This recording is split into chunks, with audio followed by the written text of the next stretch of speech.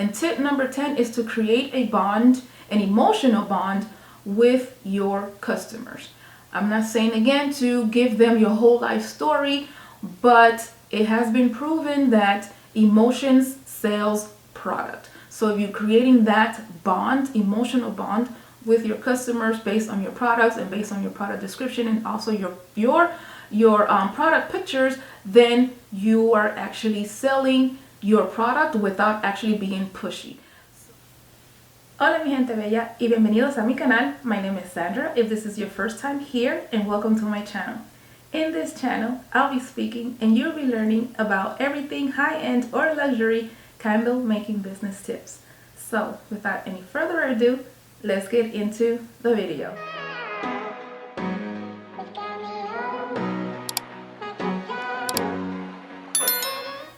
So you've created an awesome product, which is your candles. You've taken clear and great pictures of your product. You've taken lifestyle photos, and you've also taken, the regular photos in which people are going to look at where your candles will fit best in their homes. So, but your customers or your potential customers are still kind of indecisive about should they or should they not purchase your candles. So what they do is click on your description to see what your description actually says. And at this point is where you come in. You need to hook that potential customer into buying your product. And how do you do that? Is with a very catchy, attention-grabbing product description that will entice that potential customer to purchase your product. And when they read that description, they have two options. One, they buy it, or two, they leave. You don't want them to leave, you want them to buy. So in this video, I will give you 13 tips on how to write product descriptions that will sell your candle in your candle making business. So tip number 1. Your product should answer 3 questions. What is the benefit to the customer? What is the problem that the customer has if they don't have this product? And what is the solution that they will get if they purchase your product? So if you don't have any of those 3 in your product description, then maybe you should revamp your product description to include those 3. Number 2, write your product description to one person. Personalize your product description so that you feel as if you are speaking to one person, and that one person that is reading your description feels as if you are writing to them, and it's like a conversation between one person, between you, the product maker, and them, the buyer. So in order for you to create that connection, you should write your product description to include only one person so that you won't have to be writing for a whole bunch of people, because it is a lot easier to gear it towards one and make that connection with one person so that everybody that reads that one description feels as if they are that one person you are speaking to. So my tip number 3. Your customers are purchasing the end result to your product. They are not necessarily buying the product, they're buying the end result. So you need to coax them into purchasing that product. And the end result is whatever you want that product to sell. So if you're selling that product because it has calming properties, then that will be your end result, and that is what you're focusing on and not the actual candle itself. So your end product or your end result is what the customer is purchasing. Tip number 4, you're going to sell an experience and not the product. By that, I mean that when you're selling the actual product, you're not telling the person, here, buy this. This is what you need. Okay, that is not what you're saying. You're selling the experience of actually buying the actual product. So if the product is, let's say for example, it is a jasmine scent and it has properties of feeling relaxing. So the relaxation property is the experience that you are going to picture for them so that they could purchase your item. You're not selling the jasmine candle, you're selling the jasmine relaxing feel to the candle. So how it makes them feel once they light up that candle in their home is the experience that you want them to have, so that if they buy this product, that's how they're going to be feeling, because relaxing is the end result experience that you want them to have. Tip number 5, words like cutting edge, no sooting, cotton wick, glass durable jar, high quality, handmade, 100% non-toxic. Okay, those are products that entices other candle makers. It really does not entice a customer that wants to buy a product, because those are great descriptions, but it is not enough to entice someone that is not a candle maker, that has no idea about making candles, to buy your product. It is also not connecting with the customer on a deeper level. Those are more words that will, it's like a surface type of connection. It's not even a connection, it's just like surface words that does not make a connection with the buyer and the actual product or the end results that you want that product to have for that customer.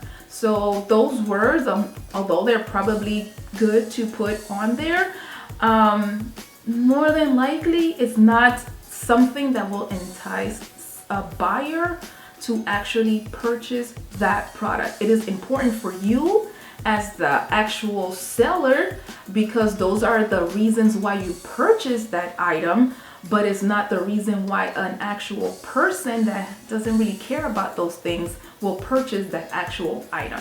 So don't use those words, and if you are going to use those words, make it meaningful, make it connect on a deeper level with the customer, so that they can see the value of a handmade product and a non-toxic product, versus just saying non-toxic, handmade. So don't list them, but incorporate it in the description so that it could paint a picture, so that you could connect with them emotionally and connect with them on a deeper level.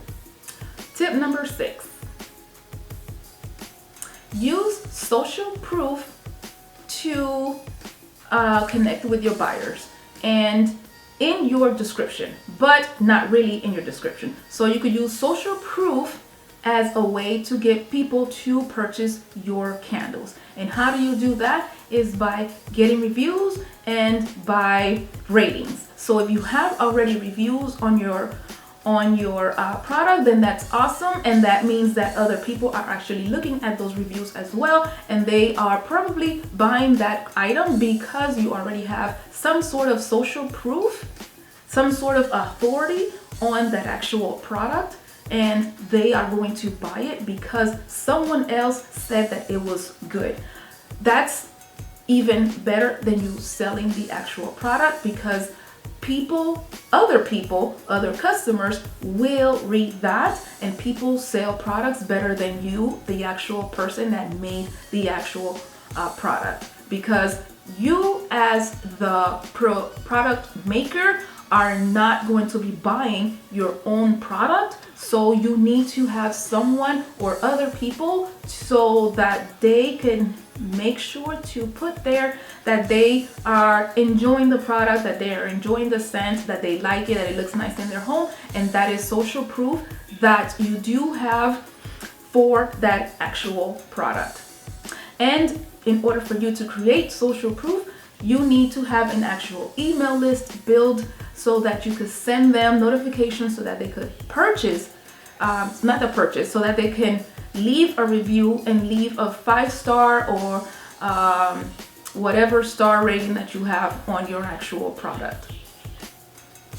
Tip number 7. And tip number 7 kind of ties in with tip number 6, because in order for you to get some reviews, if you have not sold any candles yet and you're fairly new into selling candles, or you've been open for a few weeks now and you still don't have any sales, then the best way for you to get some sort of review will be if your family and friends will purchase candles from you from your website and then have them write a review for you. Now, it might sound kind of sketchy if they do that, because they're kind of biased on your product, but this is one of the ways that you will gain social proof by having people who actually bought your product. And however, if your products are good, they're not lying. Your product is good. So that's a good idea to have your actual family and friends to go ahead and purchase some candles from you. And then you'll have that social proof on your website, and you'll be able to have them write a review and rate your product so that other people can see that your products are very good, and they are, and they'll be able to see that you do have some sort of authority for that actual product. So social proof is very good, and I know that those are very good, because when you purchase anything from any website, especially from Amazon, or purchase anything that is new to you and you really don't want to purchase it without having to having some sort of idea or some sort of push to make you realize that you really do want this product, or this product is really good, you go ahead and you read the reviews. If there's no reviews, 9 times out of 10 you're not going to purchase that item. So reviews, which are considered social proof, does entice other customers to purchase products. And social proof in your candle business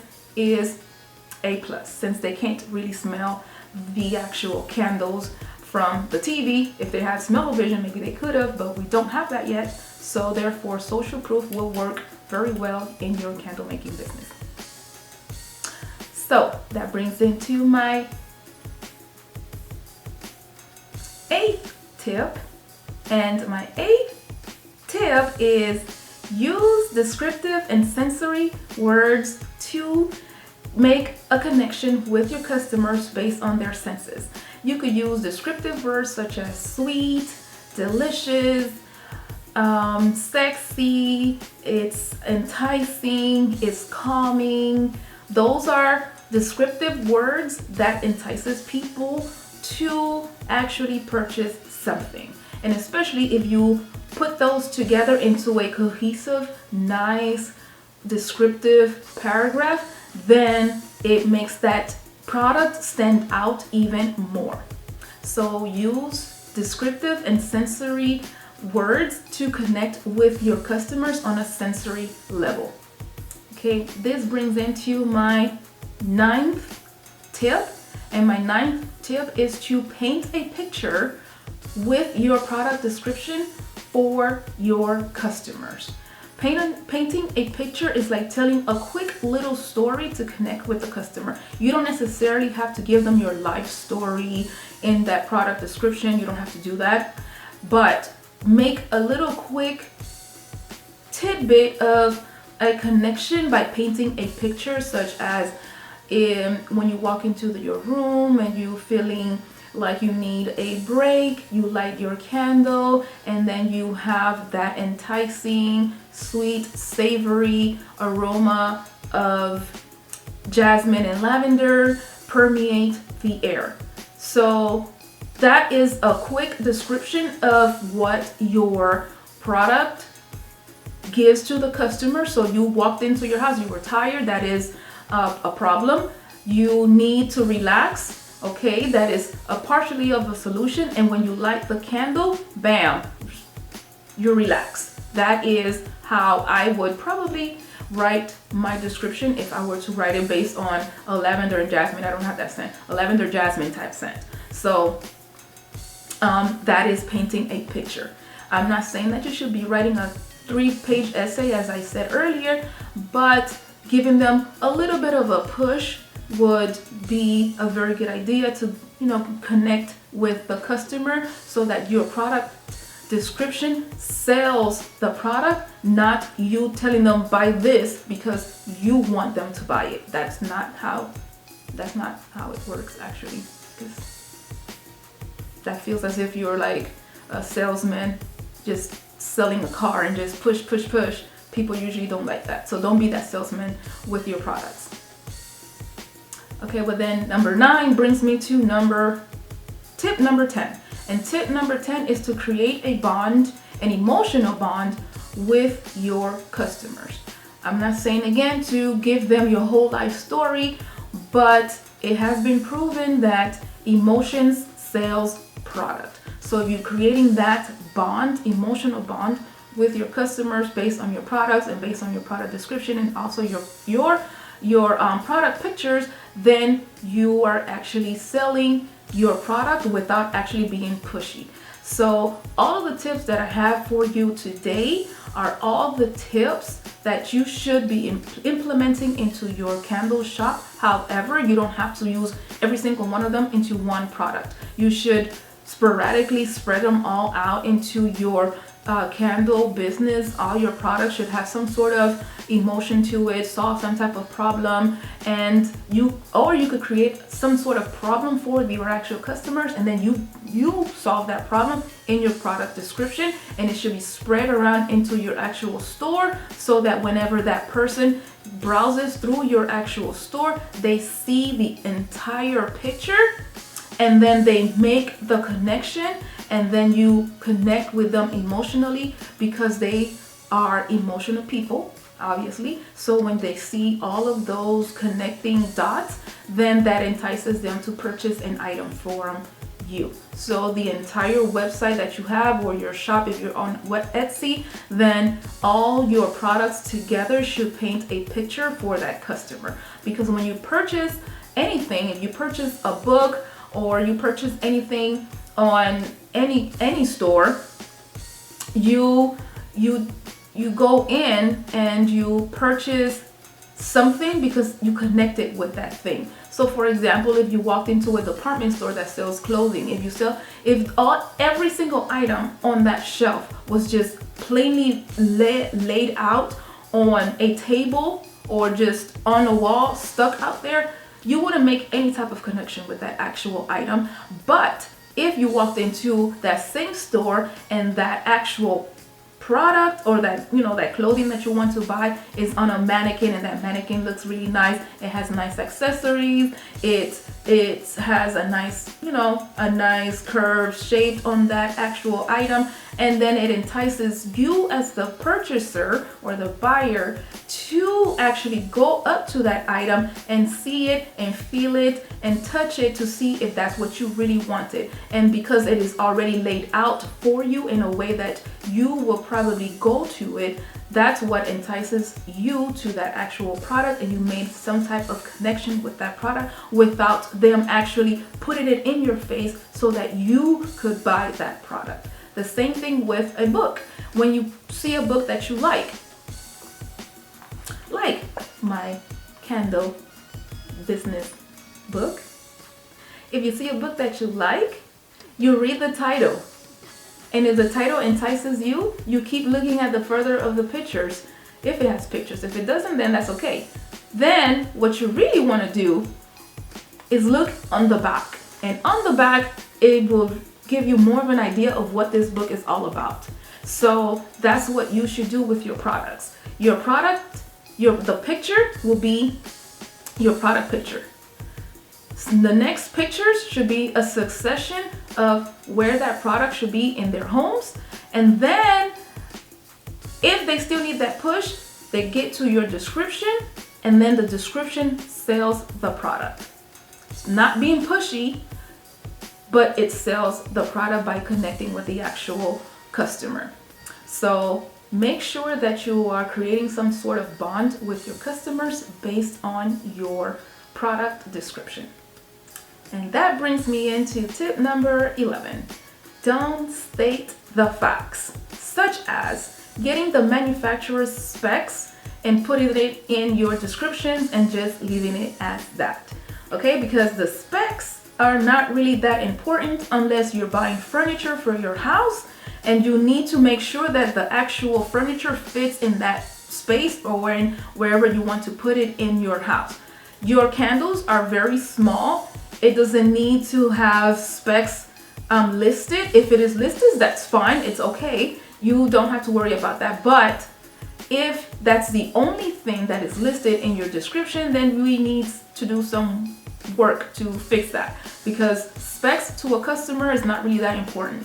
It might be for people who are buying candles because they want to make sure that they have a 20-ounce candle with 13 ounces of wax in it. But if they are not purchasing that candle because it has 13 ounces of wax in it, that's not what they're buying. They're buying a end product. Your journey as a candle maker is not the same journey as a person who is buying your product. Two completely different journeys. The specs that you are putting on there is what enticed you to purchase the candle because you are going to make candles, but the specs for an actual person that's going to buy your candles is not important. What's important is that bond that you want to create with them and the questions that you want to answer that your product will answer for you based on how you write your product description. Okay, number 12. Don't write a 2-page essay. I think I mentioned this already, but don't also write a 2-sentence description. If your 2-sentence description seals the deal, then that's great. But if it doesn't, and it might not, then you need to add just a little bit much more meat to your potatoes, because we need a little bit of coaxing. Some people, and nowadays when everything is accessible through the internet, you need some type of coaxing, and those 2 little sentences might not be it. And 2-page essays or 2 huge chunks of information on your product might not also be it. So make sure that you are writing your product descriptions that will entice your customers, that will make them purchase from you. And my last tip, number 13, is always put yourself in your customer's shoes. By this, I mean going to your website or going to your Etsy shop or wherever you purchase, you're selling your candles, and look at your product description. If you were your customer and you read your product description, would you purchase your product? Answer that question. Would you purchase your product if you were to read your product description?